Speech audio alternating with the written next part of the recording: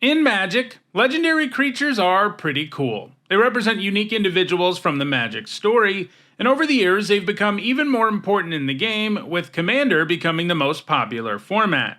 Since they represent important figures in the story, legendary creatures also tend to be pretty powerful, and they often have unique, interesting effects. For example, black legendary creatures tend to be great at letting you pay life for an advantage or making your opponent discard or sacrifice permanents. And indeed, some of the best legendary creatures in the game are black. If you're curious just how good they've been, I have done a top 10 on the best black legendary creatures.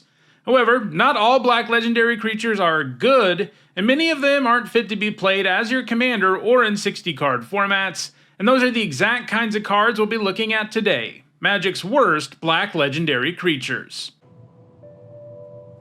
This video is sponsored by Card Kingdom. Use the links in the description to visit their store.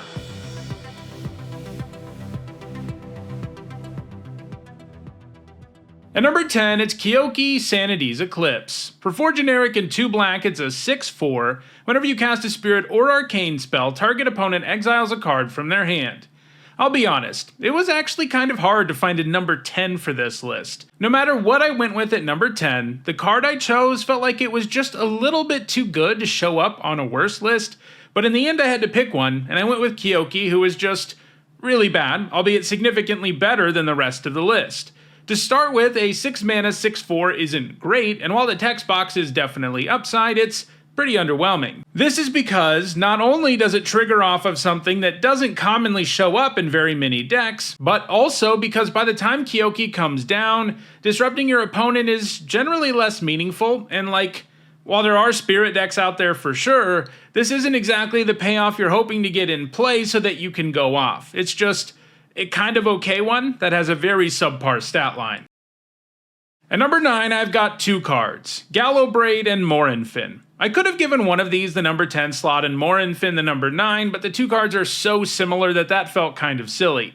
Both of them have very efficient stat lines for what they are, especially for 1997. Morinfin is 3 generic and 2 black for a 5/4 with flying, and Gallowbraid is 5 mana for a 5/5 with trample. Problem is, they both have a significant downside in the form of cumulative upkeep. For each of them, they have cumulative upkeep, pay 1 life. This means that you put an age counter on the creature at the beginning of your upkeep, and then you sacrifice it unless you pay its upkeep cost for each age counter.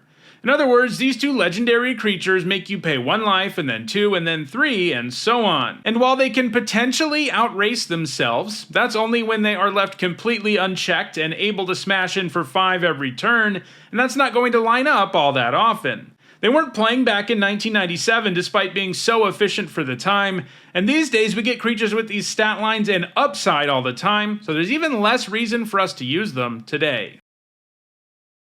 At number 8, it's Parage of Urborg. For 3 generic and 2 black, she's a 2/3 that has first strike when she attacks, and whenever a player casts a black spell, you can pay 1 black, and if you do, she gets a +1/+1 counter. The text box actually isn't too bad here, although you'd be surprised how often you don't actually have the extra black mana lying around to get a counter for her. This type of effect is always harder to trigger consistently than it looks. She does trigger off of opposing black spells too, but the ability still isn't amazing. That said, a creature that has first strike when it attacks that can potentially grow sounds pretty sweet.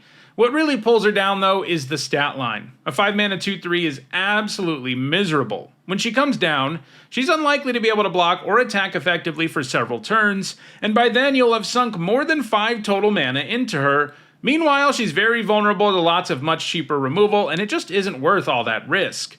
This is a card that I actually tried to make work when I was a kid because I thought it was so cool, but it didn't, even back in the late 1990s, and it's even worse today.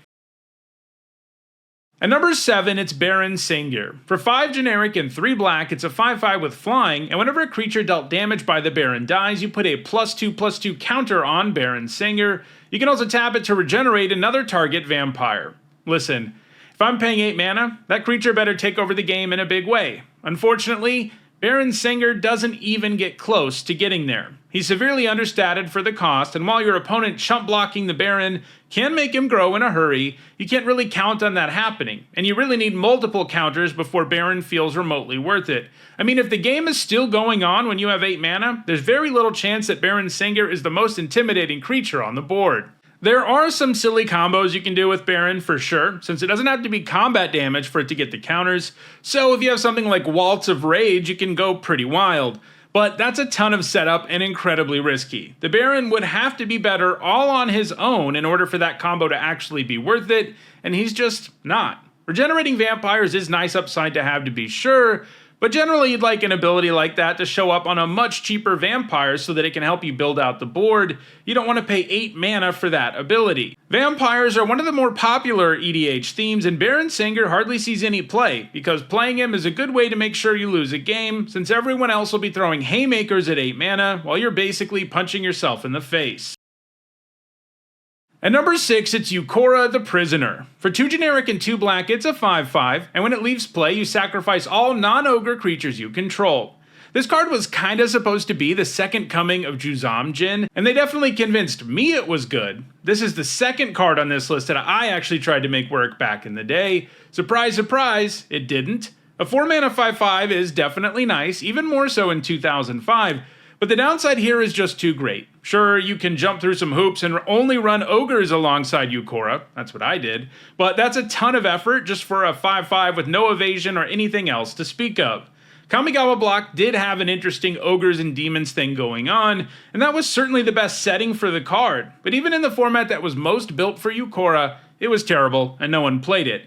In fact, the best thing to do with Ukora is to give him to your opponent and then kill it so you kill all of their creatures. If, for a card to be good, you have to give it to your opponent, it's pretty obvious that it's awful. So it was bad back in the day, and it's even worse now, since we get creatures with this stat line and upside all the time.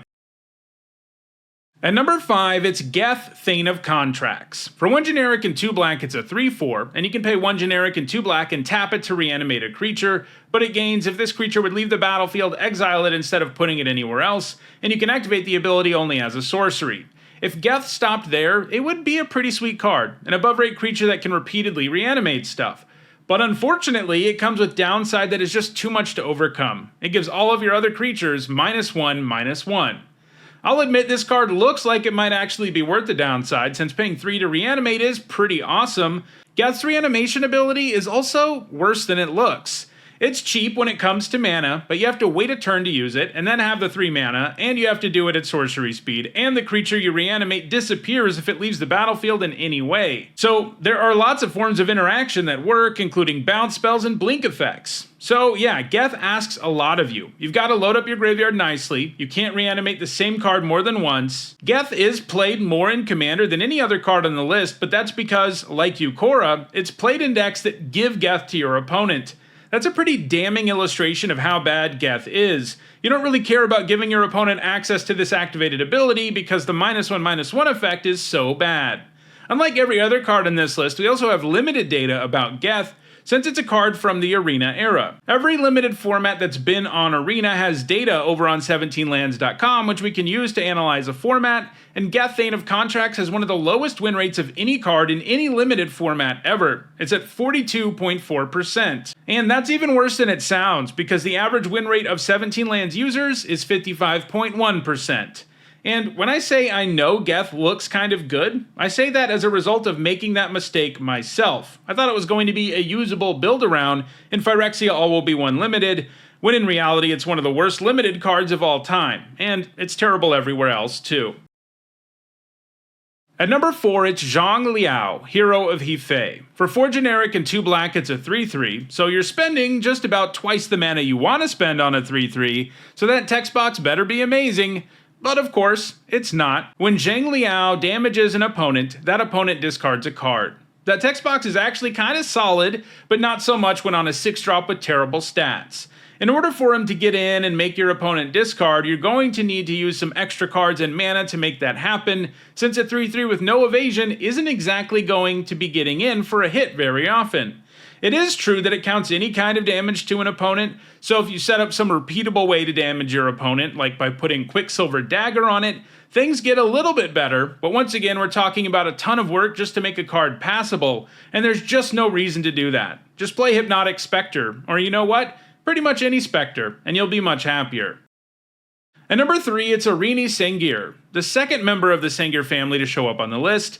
For 2 generic and 2 black, she's a 2/2, and she makes green and white enchantment spells cost 2 generic more to cast. So in the ideal situation, where you're playing a green-white deck with lots of enchantments, you can definitely make your opponent's situation a lot more difficult, but she's also an incredibly clunky and vulnerable 4-mana 2/2, and by turn 4, most enchantment decks will have already played a bunch of enchantments, so her ability to actually hold your opponent back is pretty limited, and that's when we're talking about the ideal situation. Don't overlook the fact that the ability is symmetrical too. That further limits just how useful she can be, since if you're playing any green or white enchantments, she'll make them cost more. It's a small thing, but it is another problem with the card, and of course against most opponents, she's just a 4-mana 2/2 with no abilities. At number 2, it's Veldraine of Sengir, the third and final member of the Sengir family on this list. When I decided to make this top 10, I didn't set out to roast almost this entire family, but that's kind of what happened. Mostly because Homeland's legendary creatures are really bad. Anyway, for 5 generic and 2 black, he's a 5/5, and you can pay 1 generic and 2 black to give him Forest Walk, and -3/-0 until end of turn. Yeah, so you never want to play a 7-mana 5/5 unless it's got some great abilities. Veldraine of Sengir definitely doesn't get there, because its only ability makes him unblockable if your opponent controls a forest, and he becomes a freaking 2/5. Really? They couldn't just let him gain Forest Walk and not make it so he's only doing 2 damage at a time? Pretty sure that wouldn't have broken the card at all, even back in the day. Anyway, so like Arini Sengir, he's pretty bad even against the ideal opponent who has forests around, since you're sinking 3 mana into this to do 2 damage every turn, and that'll just make your opponent laugh at you while they use their own mana to actually build out their board. But as bad as Veldraine is, I think there's one black legendary creature that's even worse, and that card is Xunyu, Way Advisor. For 1 generic and 2 black, it's a 1/1, and you can tap it to give target creature +2/+0 until end of turn, but you can activate that ability only during your turn and only before attackers are declared.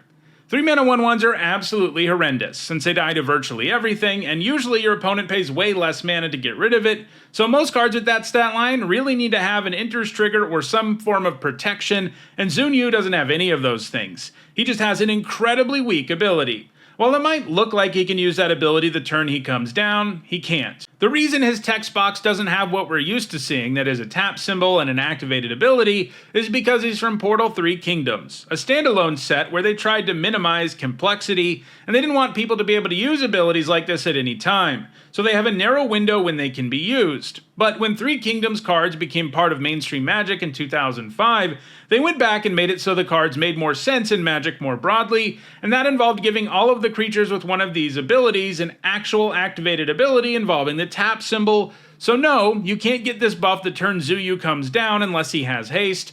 Of course, even if he could do that, he wouldn't be very good, but he'd certainly be better.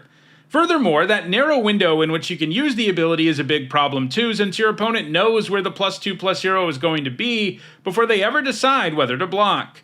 Even if this ability could be used at any time, it wouldn't be a very good card, but the sentence "activate only during your turn before attackers are declared" combined with the bad stat line is enough to make Xunyu the worst black legendary creature ever printed.